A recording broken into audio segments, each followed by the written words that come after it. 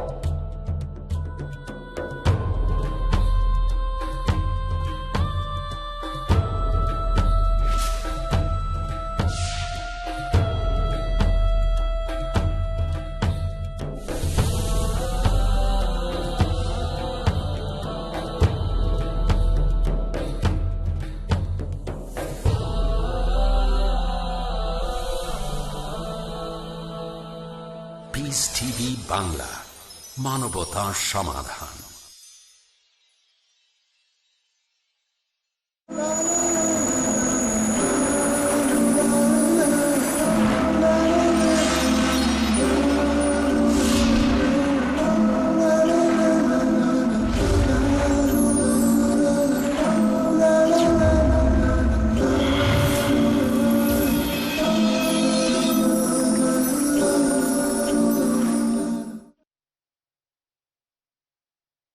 আসসালামু আলাইকুম রহমতুল্লাহি ওয়া বারাকাতুহু। আলহামদুলিল্লাহি ওয়াহদাহ ওয়াসসালাতু ওয়াসসালামু আলা মান লা নাবিয়্যা বা'দাহ, আম্মা বা'দ। সম্মানিত সারা বিশ্বের পিস টিভির বাংলা বিভাগের দর্শক ও শ্রোতা, আমরা ধারাবাহিকভাবে সিয়াম ও রমাদান প্রসঙ্গে আলোচনা করে আসছিলাম।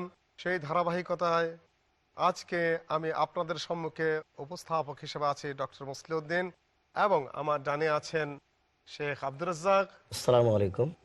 তারপরে আছেন শেখ ইউসুফ আব্দুল মজিদ, এবং আমার সম্মুখে বাম দিকে রয়েছেন শেখ শাহিদুল্লাহ খান মাদানী, এবং আমার একান্ত কাছে বাম পাশে রয়েছেন শেখ আমানুল্লাহ মাদানী। সম্মানিত দর্শক শ্রোতা, আমরা আপনাদের সম্মুখে এই বড় বড় দ্বীনী আলেম এবং জ্ঞানীগুণীদেরকে উপস্থাপন করেছি। আমরা ইতিপূর্বে আলোচনা করছিলাম আপনাদের সম্মুখে এই সাওমের বিভিন্ন মাসআইল নিয়ে।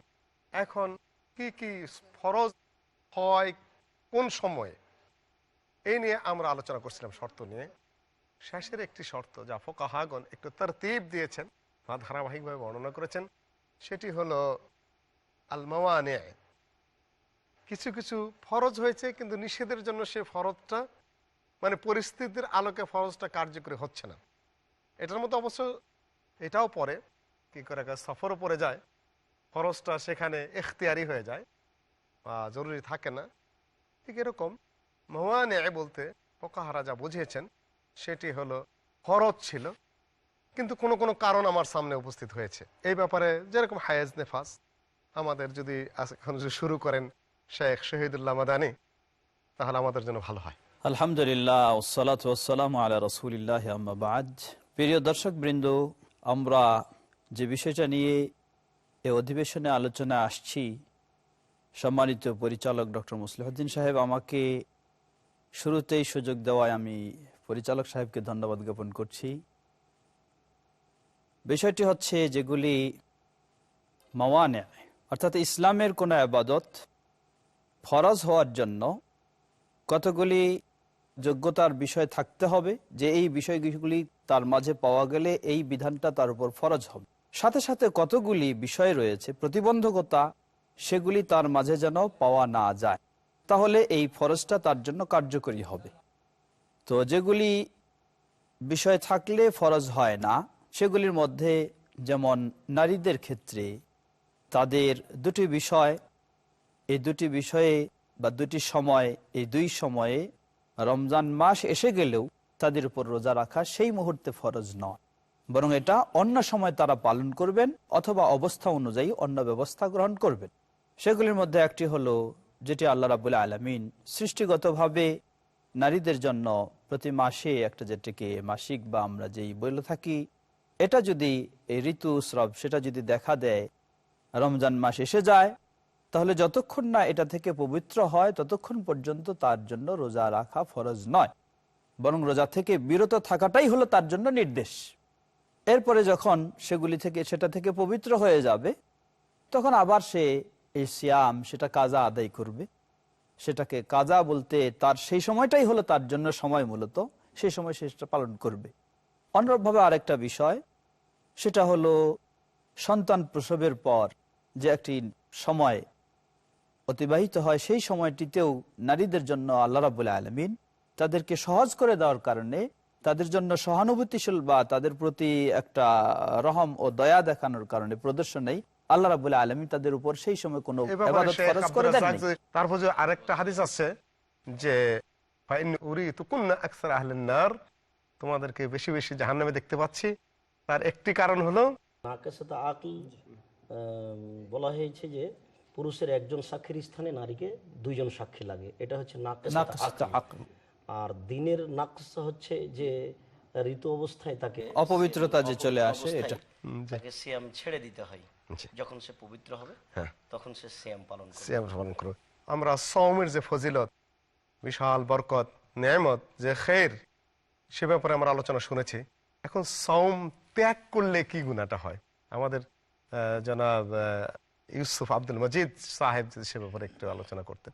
আলহামদুলিল্লাহ, আসসালাতু ওয়াসসালামু আলা রাসূলিল্লাহ ওয়া আলা আলিহি ওয়া সাহবিহি আজমাইন। সওম আল্লাহ তাআলা ফরজ করেছেন, যেরকম নামাজ ফরজ করেছেন, ঠিক তেমনিভাবে সওমকে আল্লাহ ফরজ করেছেন। এবং যে কোনো ফরজের প্রতি অবহেলা করা এটা কবিরা গুনাহ। নামাজ ত্যাগ করা এটা যেরকম কবিরা গুনার দিক থেকে আরও জঘন্য, সওম যদি কেউ ত্যাগ করে তাহলে এটাও কবিরা গুনাহ হবে। মাশাআল্লাহ, জাযাকাল্লাহ খায়রান। জি, কিছু যোগ করার আছে? সম্মানিত দর্শক মণ্ডলী, যে সিয়াম ফরজ কে কেউ স্বইচ্ছায় যদি জেনে শুনে ছেড়ে দেয়, তাহলে অবজ্ঞা করে, তাহলে সে অমুসলিমের মধ্যে গণ্য হয়ে যাবে, যা অবজ্ঞা করে, অস্বীকারমূলকভাবে যদি কেউ ছেড়ে দেয়। আর অলসতা করে যদি ছেড়ে দেয়, তাহলে অলসতার বিষয়টি দুইটি। একটা হলো অলসতা হলো স্ত্রী মিলনে যদি অলসতা করে ছেড়ে দেয়, তাহলে তাকে পরবর্তীতে 2 মাস সিয়াম পালন করতে হবে। এমনিতেই যদি সে অলসতা করে ছেড়ে দেয়, তাহলে তাকে সেই স্থানে প্রতি স্থানে একটা সিয়াম পালন করতে হবে, জরুরি। অলসতা করে যদি কেউ ছেড়ে দেয়, তাহলে সে বড় গুনাহগার হবে, তাকে এর জন্য আল্লাহর কাছে ক্ষমা চাইতে হবে। অন্যান্য বিধানগুলি যেমন ছেড়ে দিলে আল্লাহর কাছে অনুতপ্ত হয়ে তওবা করে ক্ষমা চাইলে আল্লাহ ক্ষমা করবেন, ঠিক এই বিষয়টিকে যদি অলসতা করে ছেড়ে দেয়, তাহলে তাকে অনুতপ্ত সহকারে আল্লাহর কাছে ক্ষমা চাইতে হবে। সম্মানিত সারা বিশ্বের দর্শক শ্রোতা, আমরা এতক্ষণ পর্যন্ত এই মহান মাস রমাদান মাস, মহান মাস, এই সিয়ামের মাস, যে মাস অত্যন্ত বরকতের, যে মাস অত্যন্ত রহমতের, যে মাস অত্যন্ত খায়েরের এবং কল্যাণের, যে মাসে অনেক ট্রেনিং হয় আমাদের আধ্যাত্মিক, দৈহিক, সামাজিক, পারিবারিক, নৈতিক, বিভিন্নভাবে আমরা উন্নত নাগরিক, উন্নত মুসলিম হয়ে গড়ে ওঠার জন্য যে বিশেষ সুযোগ পাই, সেই মাসের কিছু আদাব রয়েছে, কিছু নিয়ম রয়েছে, কিছু ধারাবাহিকতা, কিছু কাস্টম, কিছু কালচার রয়েছে। এই ব্যাপারে যদি আমাদের শেখ আমানুল্লাহ মাদানী সাহেব একটু আলোচনার অবতারণা করতেন, তাহলে দর্শক শ্রোতারা উপকৃত হতেন। ধন্যবাদ গুরুত্বপূর্ণ একটি প্রশ্নের জন্য। তবে ওখানে সিয়ামের যে ফজিলত, ওখানে একটা হাদিস উল্লেখ করা আমি ভালো মনে করছি। আল্লাহ পাক বলছেন, যেটা হাদিসে কুদসিতে আসছে, নবী সাল্লাল্লাহু আলাইহি ওয়াসাল্লাম বলেছেন যে আল্লাহ পাক বলেন, কুল্লু হাসানাতিন মিন বানি আদম ইউদাআফু লাহু মিন 10 ইলা 700 দারাজাত ইল্লা সাওম ফাইন্নাহু লি ওয়া আনা আজজি বিহি। তো আদম সন্তানের প্রত্যেক নেক কাজের বদলা 10 থেকে নিয়ে 700 গুণ পর্যন্ত বৃদ্ধি করা হয়, কিন্তু সাওমের বিধানটা তার ভিন্ন, কেননা সেটা আমার জন্যই এবং আমি তার বদলা নিজেই, এর প্রতিদান নিজে দিয়ে থাকব। এই হাদিসের ব্যাখ্যায় দুটা কথা বলা যায়। প্রথম কথা হলো যে আদম সন্তানের নেক কাজ 10 থেকে 700 গুণ বৃদ্ধি করা হয়, এছাড়া অন্যান্য যে বিভিন্ন ফজিলতের বর্ণনা দেওয়া আছে সেগুলি হাদিস একটু দেখার বিষয় আছে। আমরা ছোট্ট একটি বিরতির পরে আপনাদের সামনে আবার আমাদের এই মূল্যবান আলোচনা নিয়ে ফিরে আসব। সে পর্যন্ত আপনারা একটু অপেক্ষা করুন।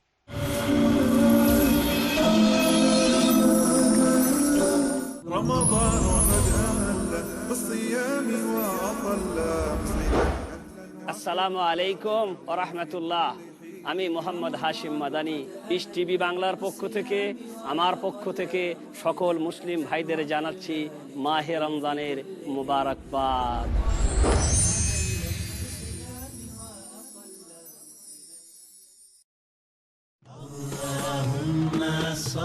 নবীজি মুহাম্মদ সাল্লাল্লাহু আলাইহি ওয়াসাল্লামের মণিমুক্তা।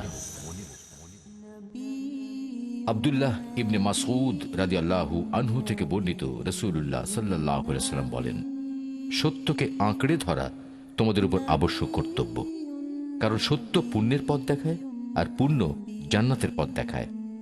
যে ব্যক্তি সর্বদা সত্য কথা বলে এবং সত্য বলতে চেষ্টা করে, আল্লাহ তাআলার নিকট তাকে সত্যবাদী হিসেবে লিপিবদ্ধ করা হয়। আর তোমরা মিথ্যা থেকে দূরে থাকো। মিথ্যা পাপাচারের পথ দেখায় আর পাপাচার জাহান্নামের পথ দেখায়। যে ব্যক্তি সর্বদা মিথ্যা কথা বলে এবং মিথ্যা বলতে চেষ্টা করে, আল্লাহ তাআলার নিকট তাকে মিথ্যুক বলে লিপিবদ্ধ করা হয়। সহিহ বুখারী ৮ম খণ্ড, শিষ্টাচার অধ্যায়, অনুচ্ছেদ ৬৯, হাদিস নম্বর ৬০৯৪। সহিহ মুসলিম ৪র্থ খণ্ড, সৎ কাজ, সদ্ব্যবহার ও শিষ্টাচার অধ্যায়, অনুচ্ছেদ ১০৭৯, হাদিস নম্বর ৬৩০৭।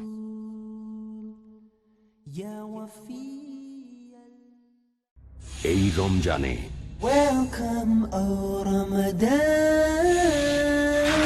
রমজান হলো রহমতের মাস। সাহরি, ইফতার, তারাবিহ, লাইলাতুল কদর, ইতিকাফ, ঈদুল ফিতর, এরকম আরো অনেক কাজ যেগুলো নবী মুহাম্মদ সাল্লাল্লাহু আলাইহি সাল্লাম করেছেন এই পবিত্র রমজান মাসে। আমি থাকবো আপনাদের সাথে এই রমজান মাসের প্রত্যেকটা দিন। রমজান হোক আরো ফলপ্রসূ, আরো বেশি পুরস্কারময়। আমার সাথে থাকুন এই পবিত্র রমজান মাসের প্রত্যেকটা দিন। দেখুন ১ ঘন্টার বিশেষ অনুষ্ঠান রমজান ডক্টর জাকিরের সঙ্গে। পরবর্তী অনুষ্ঠান পিস টিভি বাংলায়।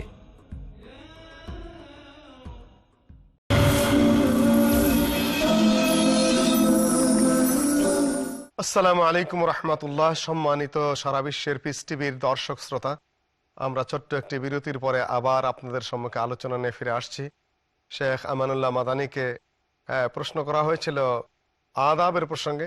তিনি একটি সম্পর্ক কথা বলা শুরু করেছিলেন। আমি ওনাকে সম্পর্ক কথাটা শেষ করার জন্য অনুরোধ করছি।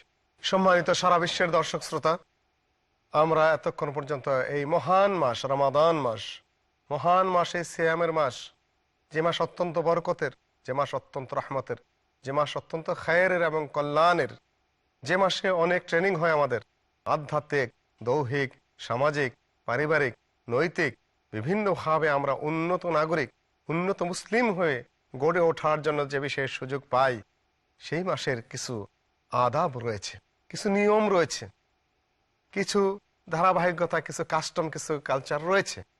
এই ব্যাপারে যদি আমাদের শেখ আমানুল্লাহ মাদানী সাহেব একটু আলোচনার অবতারণা করতেন, তাহলে দর্শক শ্রোতারা উপকৃত হতেন। ধন্যবাদ গুরুত্বপূর্ণ একটি প্রশ্নের জন্য।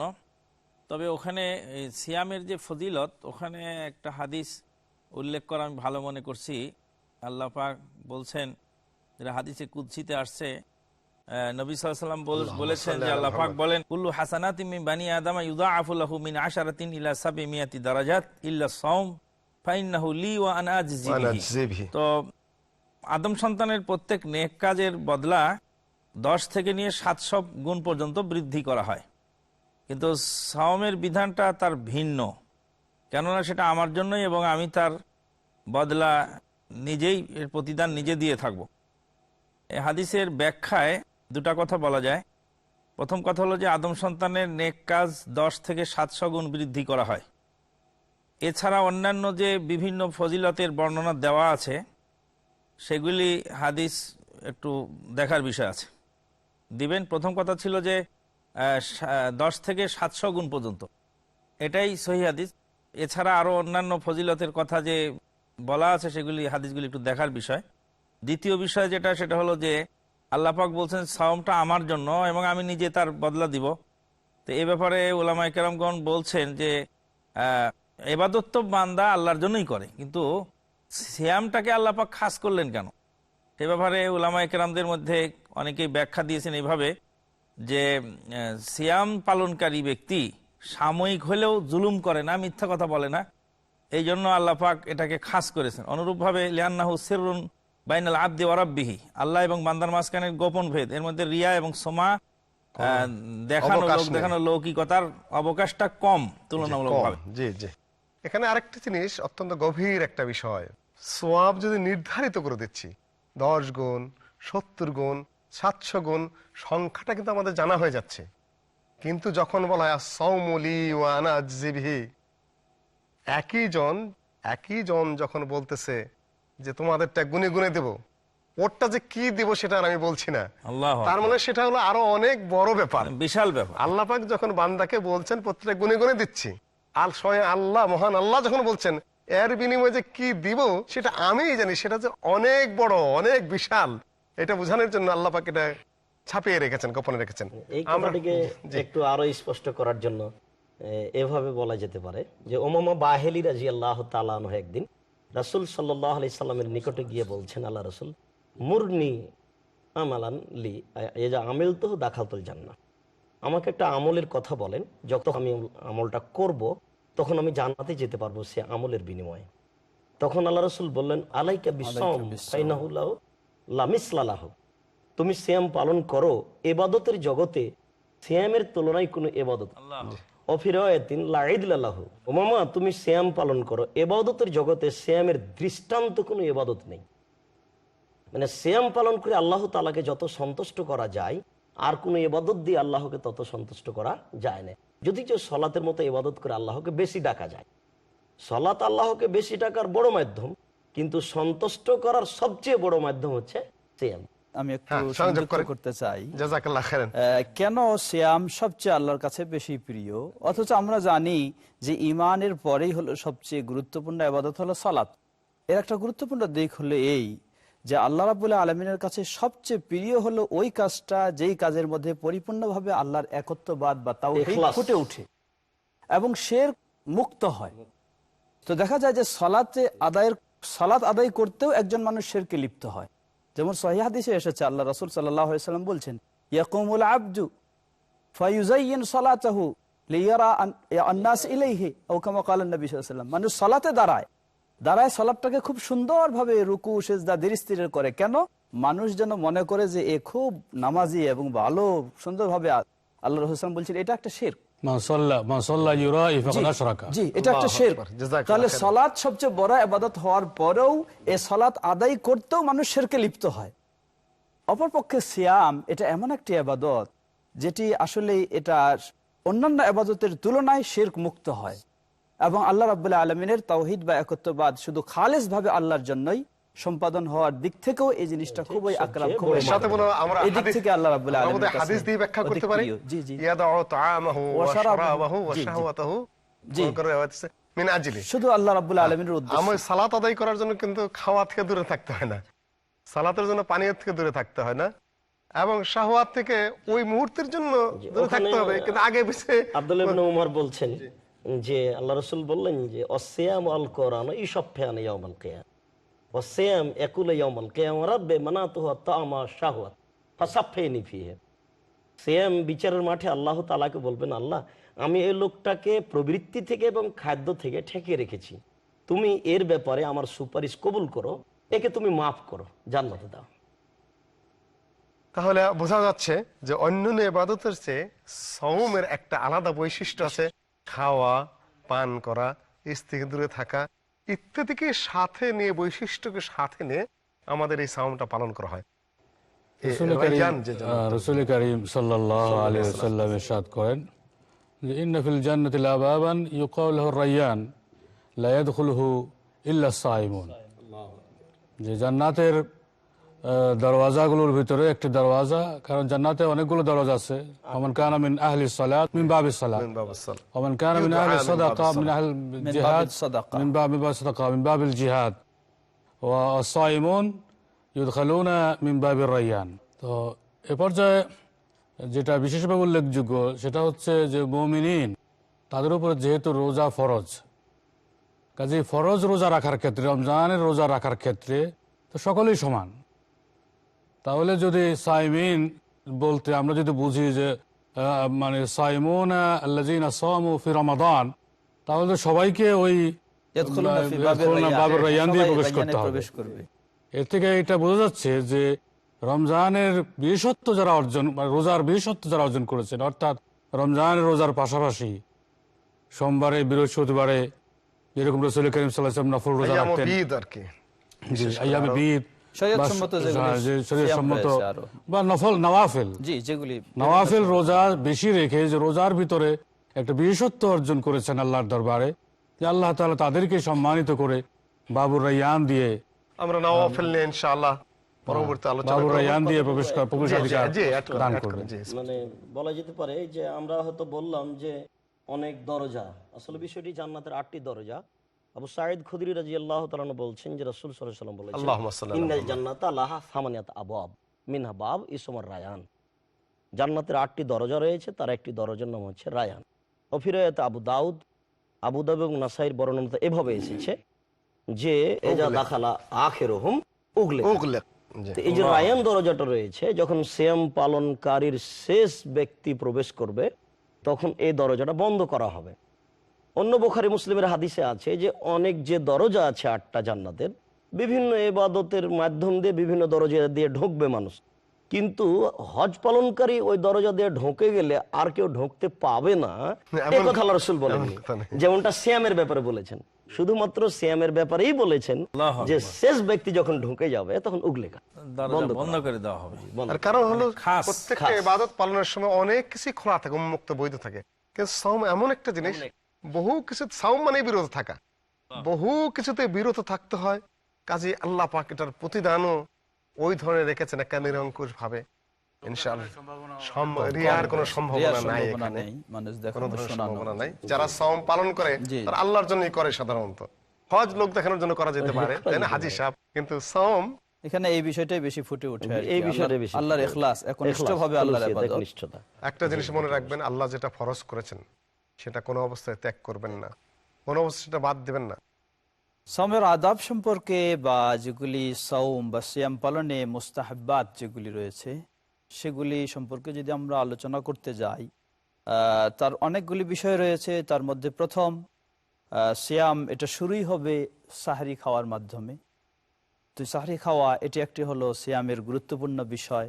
এটি কোনো ফরজ ওয়াজিব নয়, তবে আল্লাহ রাসূল সাল্লাল্লাহু আলাইহি ওয়াসাল্লাম তিনি বলছেন যে তাসাহহারু ফাইন্না ফিস সাহুরে বারাকা, তোমরা সাহারি খাও, সাহারি খেয়ে রোজা শুরু করো, কারণ এর মধ্যে রয়েছে বরকত রয়েছে। অন্য আরেক হাদিসে আল্লাহ রাসূল সাল্লাল্লাহু আলাইহি ওয়াসাল্লাম বলছেন যে তাসাহহারু ওয়া খালাফু আল ইয়াহুদা, তোমরা সাহারি খাও এবং ইহুদিদের বিরোধিতা করো, কারণ তাদের স্বভাব হলো সাহারি না খেয়ে রোজা রাখা। তাহলে আল্লাহ রাসূল সাল্লাল্লাহু আলাইহি ওয়াসাল্লামের এই নির্দেশ থেকে আমরা একটা সুন্নত পাচ্ছি, রোজা এইভাবে রাখা। তবে এখানে আরেকটা বিষয় আমাদেরকে স্মরণ রাখা দরকার, অনেকেই না জানার কারণে এই ভুলটা করে থাকে। কেউ যদি কোনো রাত্রিতে সাহারি খেতে না পারে, পরের দিন সে মনে করে তাহলে আমার আর রোজা রাখা যাবে না, হবে না, এই বলে সে রোজা ছেড়ে দেয়। না, এটা ঠিক নয়, এটা ভুল। বরং সাহারি খাওয়ার জন্য চেষ্টা করতে হবে। যদি কারো কোনো ঘুমের প্রবল বেশি ঘুমের চাপ থাকার কারণে বা জাগতে না পাওয়ার কারণে, যদি কারো বা সময়ের স্বল্পতার কারণে এই জাগতে পারেনি আগে, বা এই কারণে যদি সাহারি ছুটে যায়, অসুবিধা নাই, ওই অবস্থায় সে রোজার জন্য নিয়ত করে নেবে এবং সেই অবস্থায় রোজা থাকবে। আমি একটা প্রশ্ন করতে চাই, নিয়তটা কখন করবে? নিয়তটা কি ধরনের? নিয়তটা তো আসলে মনের সংকল্পকে নিয়ত বলে। নিয়তটাই হলো মনের কাজ, যেমন ভালোবাসাটা মনের কাজ। এখন কেউ যদি মুখে মুখে ভালোবাসাতে তো হলো না, ভালোবাসাটা হলো মনের ব্যাপার, নিয়তটা হলো মনের ব্যাপার, মনের সংকল্প। রমাদান যখন ঢুকে গেল তখন 30টা সিয়াম মানে 1 মাস সিয়ামের নিয়তটা করে নিলে, 30 বা 29 যাই হোক, 1 মাস সিয়ামের নিয়তে একবারে করে নিলে যা আমি সিয়াম পালন করব, তাহলে তো আর কোনো সমস্যাই নেই, সাহারি খেতে পারলো আর না পারলো। যদি সাহারি ছুটেও যায় তবুও অসুবিধা নেই ইনশাল্লাহ। আমি এখন জানতে চাবো শেখ আব্দুর রাজ্জাক বিন ইউসুফের কাছে যে আসলে সেহরির সময়টা কখন, সাহর বলতে যে আমরা বুঝি টাইমটা কি, যদি কিছুটা প্রসঙ্গে আলোচনা এসে গেছে। জি, ওখানে বেশ কিছু সহিহ হাদিসে দেখা যাচ্ছে যে সাহাবিগণ সাহারি খাওয়ার পরে মসজিদে পৌঁছে 2 রাকাত সালাত আদায় করেছেন, এরপরে ফরজ সালাতের সময় হয়ে গেছে। কোনো হাদিসে দেখা গেছে যে সাহাবিগণ বলছেন যে আমাদের সাহারি থেকে নিয়ে সালাত শুরু হওয়া পর্যন্ত 50 থেকে 60 আয়াত পড়ার একটা সময় অনুমান করা যায়। আর কোনো কোনো সময় দেখা গেছে, বেশ কিছু সহিহ হাদিস এভাবে এসেছে যে সাহাবিগণ ওই রাতের সালাত আদায় মসজিদে করেছেন, এরপরে বাসায় এসে বাড়িতে যারা আছে তাদেরকে বলছেন যে তাড়াতাড়ি খাওয়ার নিয়ে আসো, ফজর হয়ে গেল, আজানের সময় হয়ে আসছে, তাড়াতাড়ি খাওয়ার নিয়ে আসো। এই একাধিক হাদিসের সারমর্ম থেকে অনুমান করা যায় যে ঠিক সাহারি থেকে নিয়ে সালাত শুরু হওয়ার ব্যবধান 8-10 মিনিট, এরকম একটা অনুমান করা যায় বিভিন্ন হাদিসের ভিত্তিতে। অনেকে আগ্রাইতে খায়, অনেকে মাঝরাতে খেয়ে ঘুমায় পড়ে, আরেকজন সেহরিটা একটু দেরিতে খায়। কোনটা ফজিলত বেশি? ফজিলত হচ্ছে দেরিতে খেতে। জি, দেরিতে খেতে হবে, এটাই বেশি ফজিলত। আর এই দেরিতে খাওয়াটাই একাধিক হাদিস দ্বারা প্রমাণিত। আমাদের সময় এখন শেষ। ইনশাআল্লাহ এই সিয়াম প্রসঙ্গে আমরা ধারাবাহিক আলোচনায় পরবর্তী আসরে আপনাদের স্বাগত জানাবো। সে পর্যন্ত আপনারা ইনশাআল্লাহ আমাদের আলোচনা শোনার জন্য পরবর্তী অপেক্ষা করবেন আশা করি। আসসালামু আলাইকুম ওয়া রাহমাতুল্লাহি ওয়া বারাকাতুহু।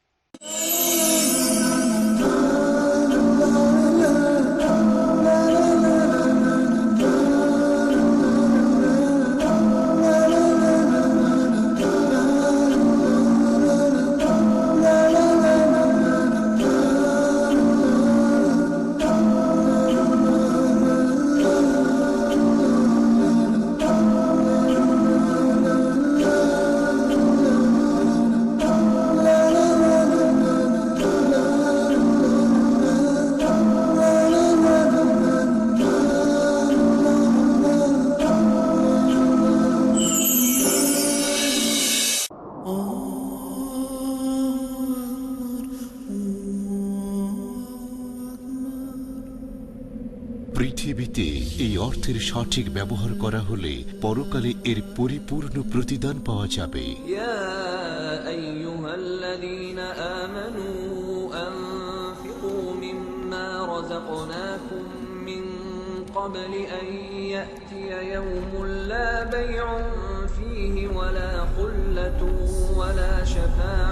পবিত্র কোরআন অনুযায়ী সম্পদের সর্বোত্তম ব্যবহারের একটা উপায় হলো আল্লাহ সুবহানাহু ওয়া তাআলার পথে ব্যয় করা, তার দেওয়া ইসলামের সঠিক বাণী ছড়িয়ে দেওয়ার মাধ্যমে। পিস টিভি হলো একটা অলাভজনক ইসলামিক স্যাটেলাইট টেলিভিশন চ্যানেল, যার মূল লক্ষ্য ও উদ্দেশ্য হলো ইসলামের বাণী ছড়িয়ে দেওয়া, ইসলামের সঠিক উপস্থাপনা করা, বিনিয়োগের অত্যন্ত উত্তম ক্ষেত্র আর সম্পদকে পবিত্র করার একটা সোনালী সুযোগ, যা সন্তুষ্ট করবে আল্লাহ সুবহানাহু ওয়া তাআলা। পিস টিভির সাথে থাকুন। আপনার জাকাত ও দানের অর্থ পাঠাতে পারেন IRFI Al Ryan Bank 47 Calthorpe Road, Birmingham, UK. Postcode B151TH. Pound account number 01132301. IBAN GB49 ARAY 30008301 132301. Sort code 300083. Swift BIC code ARAY GB22. টাকা পাঠিয়ে আমাদের ইমেল করুন support@peacetv.tv। পিস টিভি, মানবতার সমাধান। জগতের চালক আল্লাহ রাব্বুল আলামিন সারা পৃথিবীর মানুষকে সম্বোধন করে বলছেন, তোমাদের রবকে, তোমাদের প্রতিপালককে ভয় করো। আমাদের প্রতিপালক যিনি তোমাদেরকে সৃষ্টি করেছেন একজন ব্যক্তি থেকে, একটা নাফস থেকে। ডক্টর শরীফুল ইসলাম। তোমরা আল্লাহকে কি করে অস্বীকার করো? তোমরা আল্লাহকে কি করে অবিশ্বাস করো? আল্লাহর সাথে কুফরি করো। যারা আছে মাটিতে এবং আকাশে, এই জীবন, তারপরে মৃত্যু, তারপরে যে আখিরাত, এর যে একটা চক্র, সেই মহান আল্লাহ পাক রব্বুল আলামিনের দরবারে তোমাদেরকে ফিরে যেতে হবে। মুমিনের বিশ্বাস সেই মহান আল্লাহর হাতে আছে জগতের এবং পরজগতের সফলতা। দেখুন দুনিয়া ও আখিরাত, প্রতি শুক্রবার বিকেল 3:30 বাংলাদেশে ও বিকেল 3টে ভারতে। পিস টিভি বাংলায়।